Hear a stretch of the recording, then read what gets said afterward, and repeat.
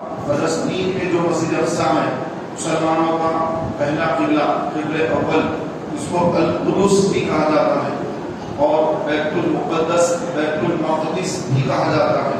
یہ مسلمانوں کا پہلا قبلہ ہے اور ہمارے نبی کریم صلی اللہ علیہ وآلہ وسلم مسجد حرام یعنی مکہ مکرمہ سے، خانہ کعبہ سے مسجد اقصی فلسطین براق پر تشریف لے گئے، اور اس کا انکار کرنے والا کافر ہے کہ اللہ تعالیٰ نے قرآن میں اس کا ذکر فرمایا، سبحان الذی اسریٰ بعبدہ لیلا من المسجد الحرام الی المسجد الاقصی۔ پاک ہے وہ رب، پاک ہے وہ پروردگار جو اپنے بندے کو رات کے ایک حصے میں مسجد الحرام سے مسجد الاقصی لے گیا۔ تو اس کا ذکر اللہ نے قرآن پاک میں فرمایا، اور قرآن پاک کا انکار کرنے والا، کسی ایک آیت کا انکار کرنے والا کافر ہے۔ محترم بھائیوں، مسجد اقصی سے مسلمانوں کو خاص نسبت ہے۔ رسول پاک علیہ الصلوۃ والسلام مسجد اقصی کے اندر سارے انبیاء علیہ السلام کی امامت فرمائی۔ ہر نبی آدم علیہ السلام سے عیسیٰ علیہ السلام تک جتنے انبیاء علیہ السلام دنیا میں اللہ نے مبعوث فرمائے یعنی بھیجے، ہر نبی شب معراج اللہ کے رسول صلی اللہ تعالیٰ علیہ وآلہ وسلم کی ابتدا میں نماز ادا کی، اور سارے انبیاء کی آقا علیہ السلام نے امامت فرمائی۔ تو یہ مسجد اقصی سے مسلمانوں کو خاص نسبت ہے کہ ہمارے آقا امام الانبیاء صلی اللہ علیہ وآلہ وسلم مسجد اقصی سے پھر نماز ادا کرنے کے بعد پھر اللہ تبارک و تعالیٰ کی ملاقات کے لیے، اللہ کے دیدار کے لیے آقا علیہ السلام آسمانوں کی طرف پرواز کر گئے، ساتوں آسمانوں کو طے کیا۔ پھر لا مکان، اللہ کا کوئی مکان نہیں ہے، وہاں پر اللہ تبارک و تعالیٰ نے اپنے محبوب کو اپنا دیدار عطا فرمایا۔ اور کوئی غیب کیا تم سے نہاں ہو بھلا، جب نہ خدا ہی چھپا تم پہ کروڑوں درود۔ وہ اللہ تبارک و تعالیٰ کا دیدار رب کے لیے جو سفر ہوا وہ مسجد اقصی سے آقا کا سفر ہوا۔ ہمیں مسجد اقصی سے بڑی خاص نسبت ہے۔ یہ الگ بات ہے کہ ہم اس کو بھولے گئے ہیں، ہم اس سے کافی دور چلے گئے ہیں، ہم دنیا داری میں پھنس گئے ہیں، لیکن ہمارے آقا علیہ السلام کا جو سفر معراج تھا وہ القدس سے ہی تھا، تو مسلمانوں کو اس سے خاص نسبت ہے۔ اور وہاں پر یہود کا، نصارہ کا غلبہ تھا۔ حضرت سیدنا عمر فاروق اعظم کا جب دور آیا، فاروق اعظم نے بیت المقدس کو فتح کیا، اور وہاں پر مسلمانوں کو نماز کے لیے الحمدللہ آسانی ہو گئی اور کھلی چھوٹ ہو گئی، کیونکہ مسلمانوں نے قبضہ کر لیا بیت المقدس پر۔ اور اس کے کئی صدیاں گزرنے کے بعد پھر دوبارہ عیسائیوں نے اس پر قبضہ جما لیا، تو پھر اللہ تعالیٰ نے سلطان صلاح الدین ایوبی رحمۃ اللہ تعالیٰ کو پیدا فرمایا۔ وہ اسلامی مرد مجاہد نے فلسطین کو آزاد کرایا، اور 12,000 مسلمانوں کا لشکر اور یہود و نصارہ 4 لاکھ کے لشکر کو صرف 12,000 مجاہدین نے، اسلامی مجاہدین نے، جن کو آج دنیا آتنکواد کہہ رہی ہے، دہشت گرد کہہ رہی ہے، یہ وہی مجاہدین ہیں کہ جنہوں نے 12,000 کی تعداد میں رہ کر 4 لاکھ یہ نصارہ کے لشکر کو خاک چڑھائی۔ الحمدللہ اللہ تعالیٰ نے مسلمانوں کو کامیابی عطا فرمائی، اور 12,000 کا لشکر 4 لاکھ کے لشکر پر بھاری پڑ گیا، اور فلسطین پر دوبارہ مسلمانوں کا قبضہ ہو گیا، مسلمانوں کی خدمت شروع ہو گئی۔ دوسری مرتبہ اسلام کے اندر دوسری مرتبہ فتح کرنے والے سلطان صلاح الدین ایوبی رحمۃ اللہ علیہ کی ذات تھی، جنہوں نے بیت المقدس کو فتح فرمایا۔ محترم بھائیوں، اس کے بعد پھر سلطنت عثمانیہ کا دور آیا، عثمان امپائر جس کو کہا جاتا ہے، سلطنت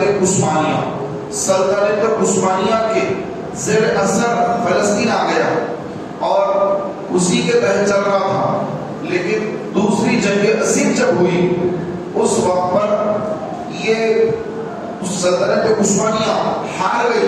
یہود و نصارہ ان کی سازشیں اور غدار جو غدار ہوتے مسلمانوں میں آج بھی ہیں. آپ دیکھ رہے ہیں کہ کیسے کیسے غدار مسلمانوں کے غدار نام مسلمان جیسا ہے لیکن فلسطین چل رہا ہے لیکن یہ غدار یہ شراب اور شباب میں مست نہیں ہے. پیارے بھائیوں اب سے نہیں ہے اس دور سے چلا آ رہا ہے. اور اس دور میں سلطنت عثمانیہ کے غداروں نے اس کو نقصان پہنچایا اور سلطنت عثمانیہ ٹوٹ گئی. اور اس کے بعد پھر برطانیہ کا قبضہ ہو گیا اور برٹش امپائر برطانیہ ان لوگوں نے جو یہود تھے ان یہودیوں کو لا کر فلسطین میں ان کو آباد کرنا شروع کر دیا. اور جب یہ لوگ آئے تو ان کے پاس کچھ بھی نہیں تھا. یہ بالکل جو ہے ان کے پاس جسم پر کپڑا تک نہیں تھا. ایسی بری حالت میں یہ لوگ فلسطین آئے اور فلسطین کے مسلمانوں نے ان کو پناہ دی ان کو جگہ دی رہنے کے لیے. اور اس کے بعد پھر ان لوگوں نے وہاں پر اپنی حکومت بنا لی اور ان کے پیچھے بڑی بڑی طاقتوں نے ان کو مضبوط کر دیا ان کو ہتھیار دیا ان کو ہر طریقے سے سپورٹ کیا. اور اس کے بعد پھر ان لوگوں نے اپنا قبضہ جما لیا اور پھر قبضہ بڑھتے کئی جگہیں بھی ہوئی بیچ میں لیکن مسلمانوں کو ہار ہوئی. اور پھر یہ پھیلتے تقریباً فلسطین کے اندر 90% ان لوگوں نے اپنا قبضہ جما لیا اور 10% ایریے میں مسلمانوں کا قبضہ اور وہ بھی بٹا ہوا. ایک طرف مغربی کنارہ ایک طرف غزہ. یہ دو علاقوں میں فلسطین بڑھ گیا اور بیچ میں پورا اسرائیل آباد ہو گیا اور یہودی بستیاں آباد ہو گئی. مسلمانوں کے گھر بلڈوزر چلا کر شہید کر دیے گئے. اور مسلمانوں پر اب تو آپ دیکھ ہی رہے ہیں بتانے کی ضرورت ہی نہیں کہ مسلمانوں کا اب کیا حال ہو رہا ہے کہ دواخانوں پر بم برسائے جا رہے ہیں میزائل داغے جا رہے ہیں اور چھوٹے چھوٹے بچے جو ابھی پیدا ہوئے ابھی انہوں نے آنکھ ہی کھولی ان پر بم گر رہا ہے میزائل اٹیک ہو رہا ہے. یہ حال ہے مسلمانوں کا فلسطین کے اور پوری دنیا کے مسلمان بے چین بے قرار ہیں اور کر کچھ نہیں سکتے کچھ نہیں کر سکتے. نہ آپ کچھ کر سکتے نہ میں کچھ کر سکتا. ہم کچھ نہیں کر سکتے. جو کر سکتے ہیں وہ خاموش بیٹھے ہیں اور ان کو بولنا بھی بیکار ہے. اب بولنے کا بھی وقت ختم ہو گیا کہ یہ فلاں کو بولنا تھا فلاں کو بولنا تھا یہ سب ختم ہو گیا. محترم بھائیوں اللہ تبارک و تعالیٰ نے ان کے دلوں کو ایسا سخت جان بنایا فلسطین کے مسلمانوں کو کہ اللہ تبارک و تعالیٰ کے رسول صلی اللہ علیہ وسلم نے یہ ارشاد فرمایا کہ قیامت تک مسلمانوں میں ایک گروہ ایسا ہوگا جو فلسطین کے ارد گرد رہے گا. شام کہا گیا شام کے ارد گرد رہے گا بیت المقدس کے ارد گرد رہے گا اور وہ ایسا گروہ ہوگا کہ جس گروہ کو کوئی کبھی ختم نہیں کر سکے گا. آپ دیکھیں آپ کہ اتنی بڑی بڑی طاقتیں ختم کرنے کے لیے آئی لیکن ختم نہیں کر پا رہے ہیں. مقابلہ چل رہا ہے اگرچہ کہ سارا غزہ ختم ہو گیا ساری بلڈنگیں شہید ہو گئی دواخانوں پر بھی بمباری مساجد شہید ہو گئے سب کچھ ختم ہو رہا ہے لیکن اس کے باوجود جو وہاں کے مجاہدین ہیں جن کو دنیا آتنکوادی کہہ رہی ہے وہ آتنکوادی نہیں ہے وہ مجاہدین ہیں جو اپنے حق کی لڑائی لڑ رہے ہیں اور فلسطین کی حفاظت کر رہے ہیں بیت المقدس کی مسجد اقصی کی حفاظت کر رہے ہیں. اور یہ جو صہیونی ہیں یہودی ہیں یہ لوگ القدس کو بیت المقدس کو مسجد اقصی کو شہید کر کے وہاں پر تھرڈ ٹیمپل تیار کرنے کا ان کا پورا ارادہ ہے کہ تھرڈ ٹیمپل جب یہ بنا لیں گے تو ان کے حساب سے یہود کے حساب سے ان کا جو مسیحا ہے وہ آئے گا. جب تک نہیں آئے گا جب تک بیت المقدس کی عمارت کھڑی ہوئی ہے اس وقت تک ان کا مسیحا نہیں آئے گا. جب وہاں اس کو شہید کر کے تھرڈ ٹیمپل بنایا جائے گا تو اس کے بعد ان کا مسیحا آئے گا اور اس مسیحے کو ہم دجال کہتے ہیں. ہم دجال کہتے ہیں، اور دجال آئے گا۔ آقا علیہ السلام نے ارشاد فرمایا کہ دجال اس وقت آئے گا جب منبروں سے خطیب دجال کا ذکر کرنے چھوڑ دیں گے۔ یعنی ایسا وقت آئے گا، ابھی تو دجال کا ذکر ہو رہا ہے، لیکن آنے والے دنوں میں خطبہ، خطیب، مقررین خطبوں میں، اپنی تقاریر میں دجال کا ذکر کرنے بند کر دیں گے۔ اس وقت دجال ظاہر ہوگا۔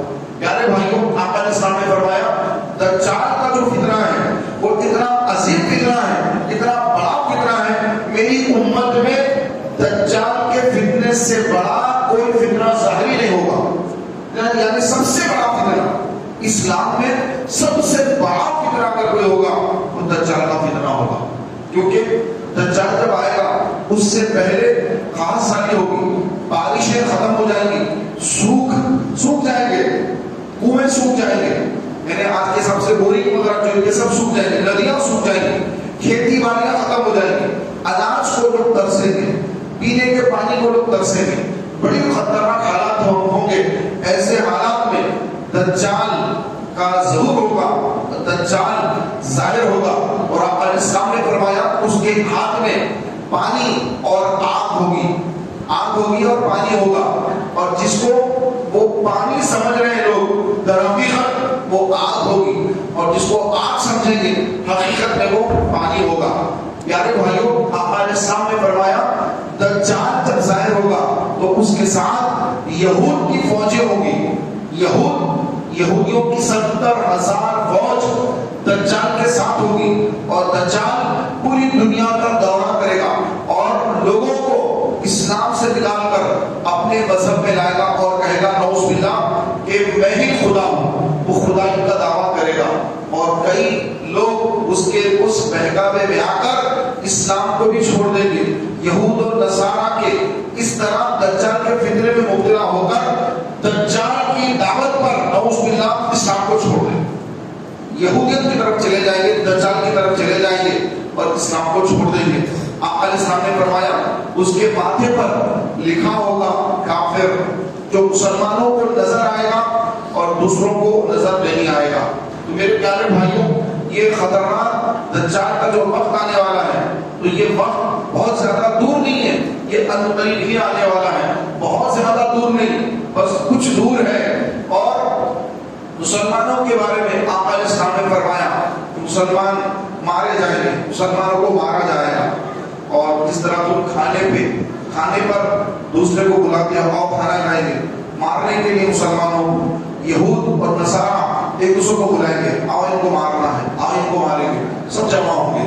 تو میرے پیارے بھائیوں، حالات بالکل وہی ہے جو سرکار علیہ السلام نے فرمایا، لیکن بیت المقدس جو ہے، مسجد اقصی، اس کے بارے میں فرمایا گیا کہ بیت المقدس، اس کی حفاظت کے لیے اللہ تعالیٰ نے جن لوگوں کو وہاں رکھا ہے وہ کسی کی پرواہ نہیں کریں گے۔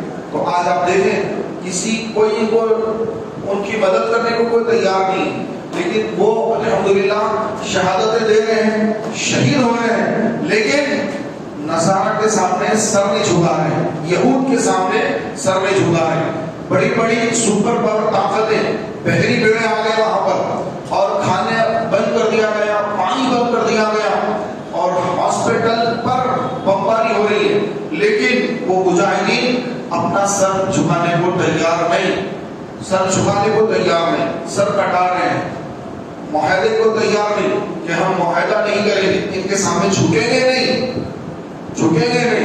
اور یہی شان ایک مسلمان کی ہوتی ہے کہ مسلمان جو امام حسین کا غلام ہے، غلام حسین سر کٹا سکتا ہے، سر جھکا نہیں سکتا۔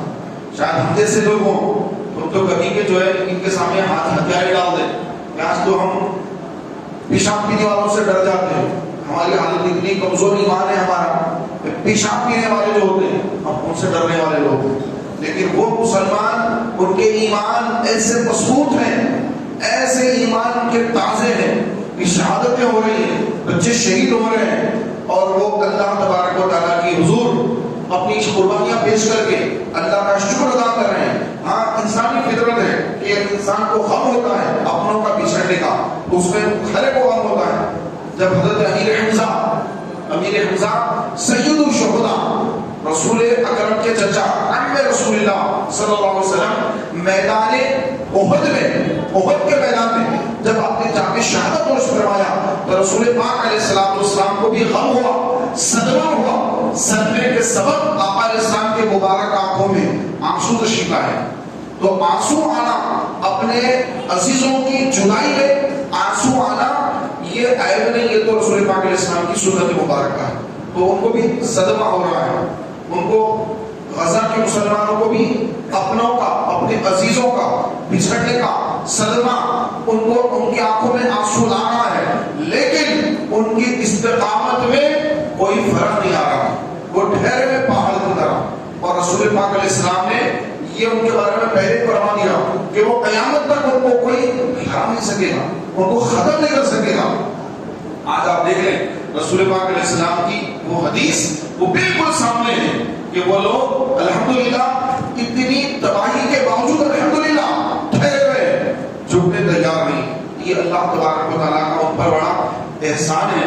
قیامت کا دن ہوگا اور ان کو جو مقام، جو مرتبہ اللہ عطا فرمائے گا، سبحان اللہ، کیا ان کو بلندیاں نصیب ہوں گی. وہ چھوٹے چھوٹے بچے، چھوٹی بچیاں، اللہ اکبر، ہم دیکھ بھی نہیں پا رہے ہیں کہ جب کوئی سوشل میڈیا پر یہ کوئی کلپ آتی ہے تو دیکھنے کی ہمت نہیں ہے، اور خدا میرے اندر بھی ہمت نہیں ہے کہ میں اس کو دیکھ سکوں. بس تھوڑا سا ہی وہ دیکھنے کے بعد دل جو ہے اس کو دیکھ نہیں پا رہا ہے. تو پھر وہ جو لوگ اس کو فیس کر رہے ہیں، اللہ اکبر، ان کا کیا عالم ہوگا میرے پیارے بھائیوں. اللہ تبارک و تعالیٰ ان سب مسلمانوں پر رحم فرمائے اور ان کی غیب سے مدد فرمائے. تو ہم یہاں حیدرآباد میں، ہندوستان میں رہ کر ان کے لیے کیا کر سکتے ہیں؟ تو ہم ان کے لیے کچھ نہ کچھ تو کر سکتے ہیں. جسمانی طور پر وہاں جا کر ان کی مدد تو نہیں کر پاتے، لیکن اتنا کر سکتے ہیں کہ جو ان کو شہید کر رہے ہیں یہودی، ان کے جو پروڈکٹس ہیں اس کا تو بائیکاٹ کر سکتے ہیں. دیکھ رہے ہیں ابھی سوشل میڈیا پر ہر مسلمان اس پر بول رہا ہے کہ یہ بائیکاٹ کرنا چاہیے، لیکن کتنا بائیکاٹ کریں گے؟ بہت ساری چیزیں تو ایسی ہے اس کے اندر کہ وہ ہماری زندگی میں شامل ہو گئی، اس کو نکالنا مشکل ہو گیا. تو جو چیز ناممکن ہو گئی اس کو تو چھوڑ دیں، لیکن جو ممکن ہے اس پر تو عمل کر دیں. جو آپ سے ممکن، جو نہیں ہو سکتا، جو ہو سکتا اس کو تو کر لیا جائے. نہیں اس کے باوجود بھی جو ہم اس کو چھوڑنے کی استطاعت رکھ سکتے ہیں، لیکن اس کے باوجود اگر اس کو استعمال کر رہے ہیں تو ہم ان فلسطینیوں کا غم ہمارے دلوں کو چھوا نہیں. ہم بالکل بےحس لوگ ہیں اس کے بعد میں.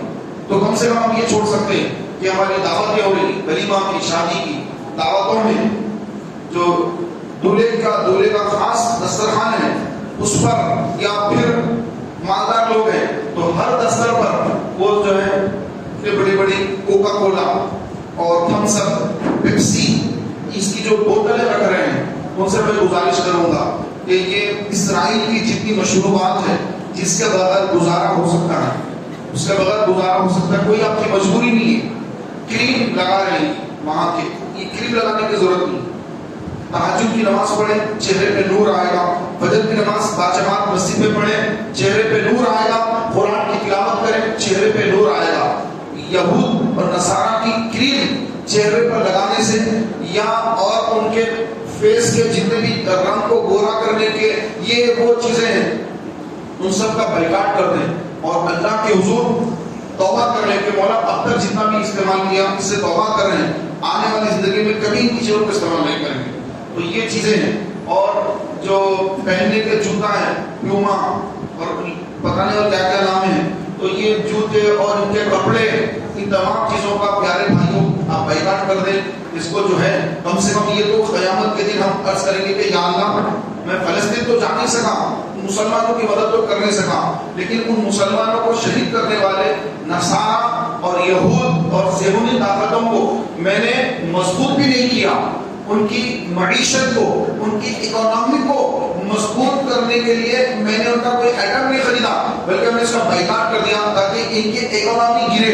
آل اوور ورلڈ کے مسلمان اگر ان کی پروڈکٹس کا بائیکاٹ کر دیں، جیسے عرب ممالک ہیں اپنی کنٹری میں ان کا پروڈکٹ آنے میں پابندی لگا دیں کہ اسرائیل کا پروڈکٹ نہیں چاہیے، نہ سعودی عرب میں چاہیے، نہ دبئی میں چاہیے، نہ بحرین میں چاہیے. اتنے ممالک ستاون ممالک ہیں. تو ان ممالک ہم صرف یہ تو کر سکتے ہیں کہ اپنے ملکوں میں ان کے پروڈکٹ کو بند کر دیں کہ یہ ہمیں نہیں چاہیے. وہ بھی نہیں کرتے یہ لوگ، وہ بھی نہیں کرتے یہ لوگ. اس قدر بے غیرتی مسلمانوں کے اندر آ گئی. الامان والحفیظ.